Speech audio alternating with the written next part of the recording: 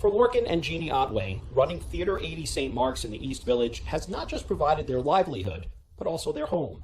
They lived in an apartment above the theater until they were evicted on April 5th. It's the little things that you suddenly realize you can't do that really strike home.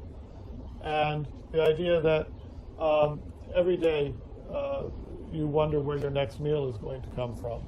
The Otways were locked out of the two-building complex near 2nd Avenue, which houses an off-Broadway theater founded by Lorcan Otway's father 58 years ago, a tavern, and the Museum of the American Gangster. The businesses were devastated by COVID shutdowns, and a pre-pandemic mortgage the Otways took out went into default, leaving them more than $12 million in the hole. A bankruptcy auction is set for May 9th. This is an irreplaceable institution, and once it's gone forever. So these 2 weeks are what we have to make sure that a loss that will be mourning for generations doesn't happen. Now is the time we've got to act. Otway has suggested the city take the property through eminent domain and allow their newly formed nonprofit to continue to run the cultural destination.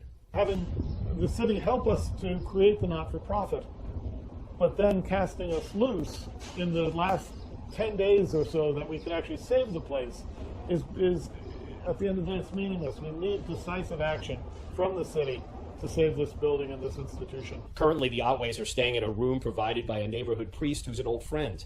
They're holding out for a miracle to somehow get them back inside a place filled with so much performing arts and family history. The worst part is the uncertainty and the idea that having to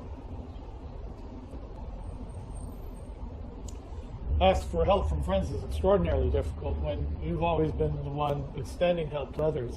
For now, the Otways are forced to walk away from Theater 80 when they would much rather be walking in to stage a play or simply be home again.